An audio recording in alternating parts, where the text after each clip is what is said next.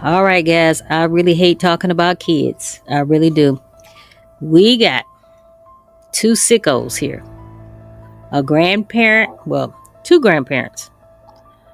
A biological grandfather, okay, and a step grandmother. They decide that they're going to help out their daughter. They're going to help the daughter out by taking the little girl in, taking their granddaughter in, and helping out till she gets on her feet, till the mother gets on her feet, okay? And so the mother said, hey, that ain't a bad idea. And she lets her little girl go stay with her father. I mean, come on. Her father raised her. How bad could it be, right? How bad could it be? However, it turned out pretty bad. And it's sad. It's really sad, guys. I don't understand it. How do people do this stuff to kids? I don't understand it. I hate you. You're gonna die. I don't want to do this. Watch the Lord. Just a princess gone too soon. Yes, after. Pink flowers and a Barbie dress accompanied Jada's white casket. Prosecutors say a grandfather admitted to a granddaughter for months. He was in court today alongside his wife. Both were denied bond. In the late hours of July 14th, 2023, at around 11 p.m. on July 14th, 2023, an emergency responder unit responded to a 911 call from a home in Park Forest, Illinois. About an unresponsive urgent call was from her grandfather, who shared some disturbing information with the responder. I was beating my little granddaughter, and now she's out of it. When investigators got to the reported apartment, they discovered the most disturbing and unbelievable thing ever. The girl was lying on the couch in her nude state, in her own feces, and was unconscious. This is a very heart-wrenching story of Jade Moore. Jade Moore was born in April of 2018 to mother Kimberly Moore. She grew up in Georgia alongside her mother. Jade was described as a joyful and vibrant child. She was sassy and always made people smile around her due to her curious nature. Jade's mother, Kimberly, was described by her family as thoughtful, caring, and full of life. She had an undeniable energy, a confidence that drew people in, and a fearless attitude that made her stand out. But what truly set her apart was her welcoming spirit. She had a way of making everyone feel seen and valued. It was no surprise that men found Kimberly attractive. With her warmth and charm, she naturally caught attention, and before long, she started dating someone new. But beneath her radiant charm and magnetic presence, life was about to take an unexpected turn, one that would change everything. Kimberly met a man. For the sake of this case, we'll call him Joe. Kimberly and Joe quickly became inseparable. They spent a lot of time together, enjoying each other's company. She loved the thrill of it all. At first, everything seemed to be going so well. Kimberly eventually became pregnant with Joe's child, and as expected, the couple was overjoyed. Their love had created a new life, and they eagerly looked forward to the journey of parenthood together. It felt like the perfect chapter in their story. But as time would tell, not every love story has a happy ending. In April of 2018, Kimberly and Joe welcomed their precious baby girl Jade into the world. And it was love at first sight. She had the sweetest smile, and Kimberly couldn't help but gush over her little one. But this newfound joy wouldn't last as she had hoped. Just a few months after Jade was born, Joe started becoming distant. He gradually checked out of his fatherly duties, leaving Kim to care for Jade on her own. Over time, he became more or less absent, ultimately leaving Kimberly to navigate the challenges of single parenthood. But that didn't stop Kimberly. She embraced motherhood like it was second nature, pouring all her love into raising Jade. It was only natural for her to dedicate herself to her daughter's well-being. The two were inseparable, like two peas in a pod. That was, until something tragic happened, something that would shatter their world forever. In March 2023, Kimberly's parents, 62-year-old Clint Elwoods and his wife, 57-year-old Lisa Jones, traveled from Park Forest, Illinois to visit their daughter in Georgia. When they arrived, they immediately saw that Kimberly was struggling, just trying to get by while balancing life as a single mother. Kimberly had recently secured a job in Atlanta, a much-needed opportunity for stability. But with Jade depending on her, she couldn't just pack up and leave. Seeing their daughter's challenges, Clint and Lisa stepped in with what seemed like the perfect solution. Clint offered to take Jade back with them to Park Forest until Kimberly was settled in Atlanta. That way,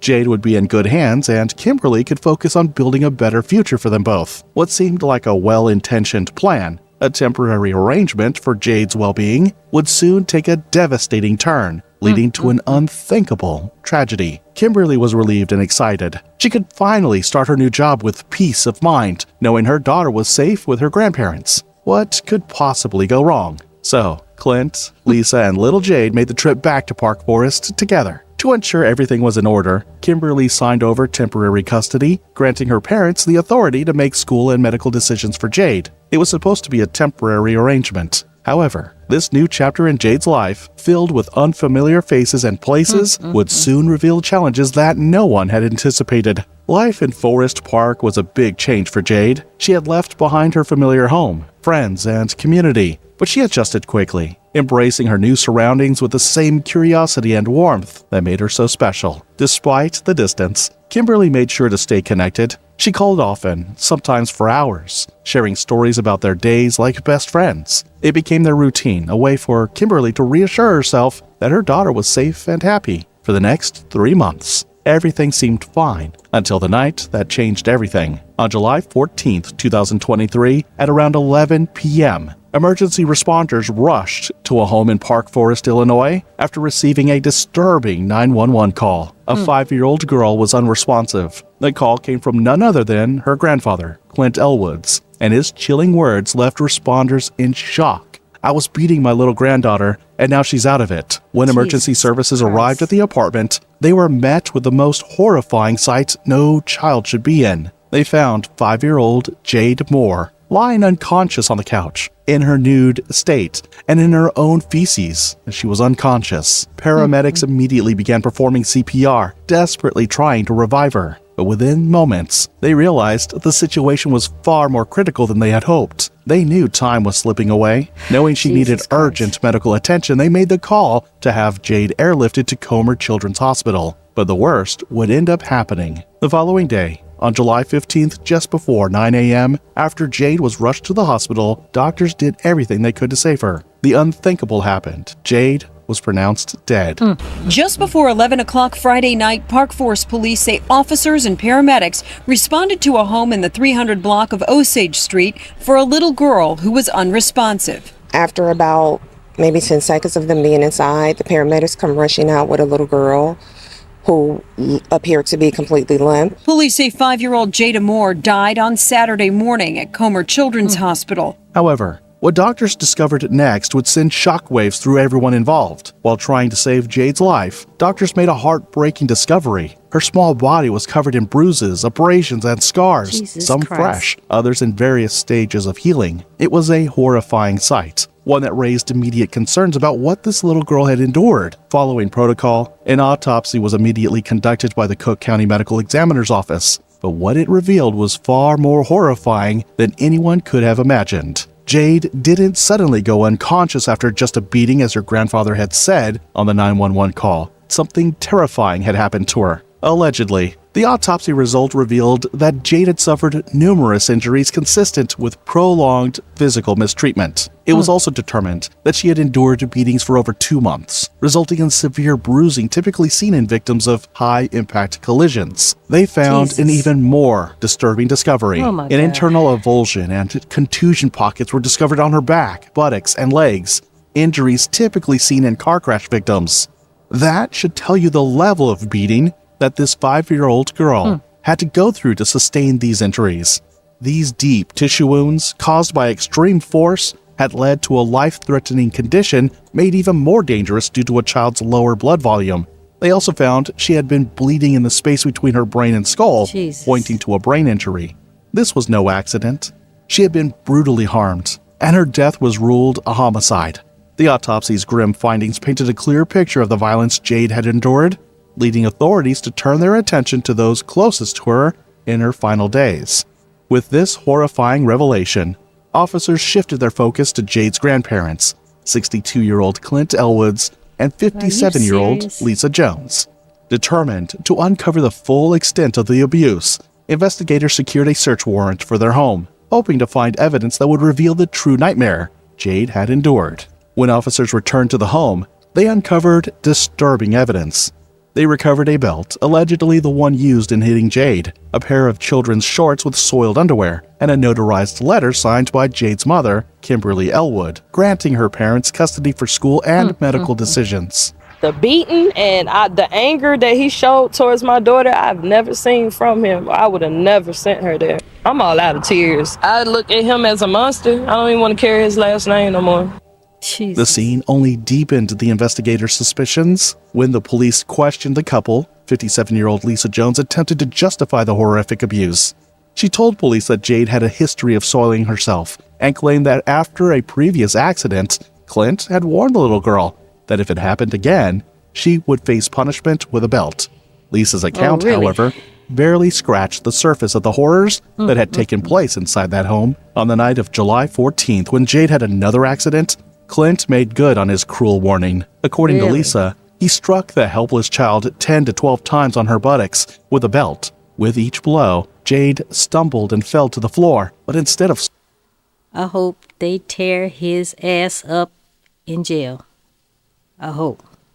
Stopping, he continued. Then after the final strike, she never got back up. During their investigation, officers discovered a calendar on the refrigerator with several dates in June marked, allegedly tracking every time Jade had soiled herself. This sad discovery only detailed a picture of the household she had been living in. Both Clint Elwoods and Lisa Jones admitted to routinely beating Jade using a belt, their bare hands, or even a shoe. They revealed that the abuse had started just a month after Jade moved in with them, turning what was supposed to be a safe haven into a house of torment. Given the overwhelming evidence, officers immediately placed Clint Elwoods and Lisa Jones in handcuffs, arresting them on charges of first-degree murder in the death of Jade Moore. As they were transported to the police station, Clint muttered something in the back of the patrol car that would haunt everyone who heard it. He said, "I was a little too rough with my grandbaby." Following the discovery, police placed both Elwoods and his wife, 57-year-old Lisa Jones, in custody. The couple say investigators had taken custody of the girl on April the 5th to give her mother, who lives in Georgia, time to improve her situation there.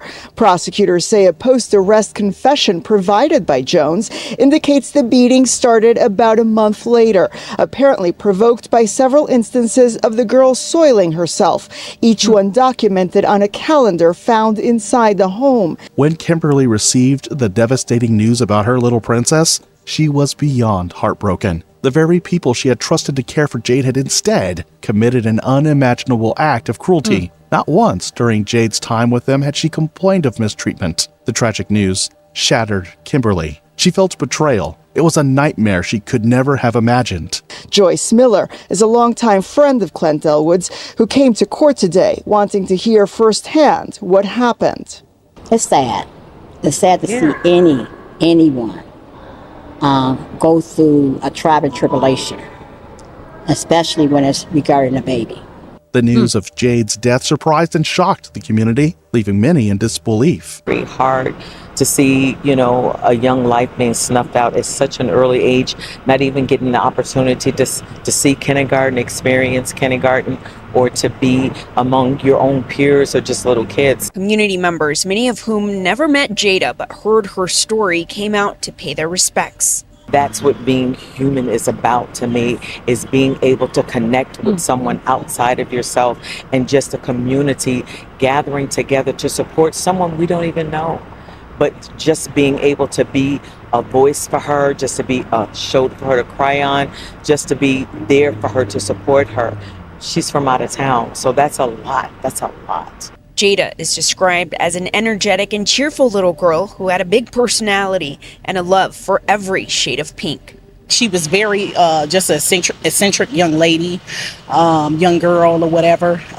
She's a beautiful person. But what made the situation even more disturbing was a revelation from a neighbor. He claimed he had never seen a child living with the couple. He had no idea a little girl was even in the home. That's right, Tanya and Val, and they tell me that they are horrified this morning, saying they never really saw a child at the house ever. So what allegedly unfolded over the weekend comes as a big shock. What he did recall, however, was the presence of the couple's Rottweilers. The dogs were well known in the neighborhood, often heard barking while Clint and Lisa shouted at them. But Jade no one had ever seen or heard her. I'd never seen a little girl myself. It's always been them two and other adults. Never knew they had a girl inside the house. And to me, that would be kind of dangerous with those Rottweilers. This was especially unsettling because Park Forest was a small, tight-knit community where everyone knew each other. So how was it possible that no one knew Jade was living there? Had she been deliberately hidden? These questions are left unanswered. On July 17, 2023, Clint Elwoods and Lisa Jones appeared in court for their bond hearing. However, due to the severity of the charges against them, the judge denied them bond, ensuring they would remain in custody until further court proceedings. Now, because they are both charged with first-degree murder and are facing a life sentence, the judge today ordered both of them held without bond.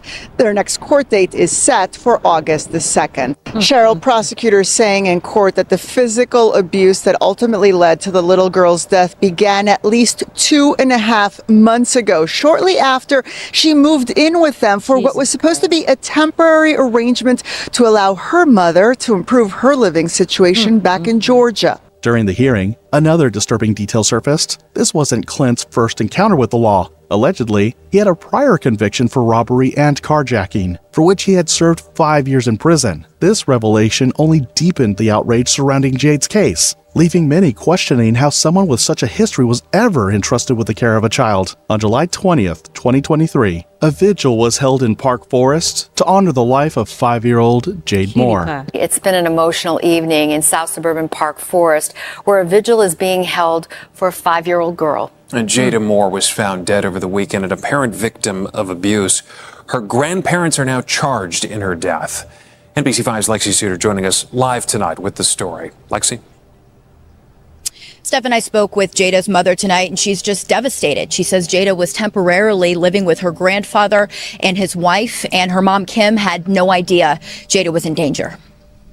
It was an emotional evening as family, friends, neighbors, and even strangers gathered to pay tribute to this baby girl whose life was tragically cut short. The community came together in prayer, offering support to Jade's grieving family with heavy hearts. Attendees lit candles outside the very home where Jade had suffered, turning their grief into a call for healing and unity. Prayers were offered for her family, and the community stood together determined to remember Jade, not for the tragedy that took her, but for the joy and innocence she brought to the world. This time, our family is just grieving.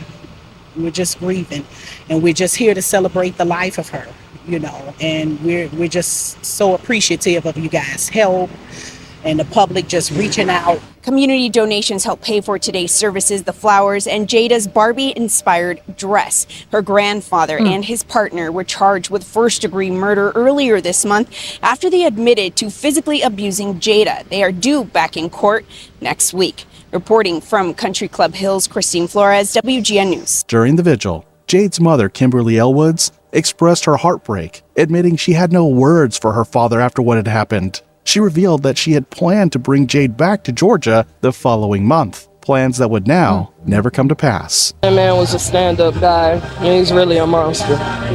Him and his wife. Now neighbors, Park Forest residents, and people who didn't even know Jada are joining together, praying for her family and honoring the young girl. So today we just celebrate life, a life gone too soon. Lighting candles outside the home where Jada was hurt and calling for community and healing as this quiet block copes with tragedy. I appreciate every single person who has come out for my daughter, every single prayer, every donation, anything that is related to my daughter. I truly appreciate each and every one of you.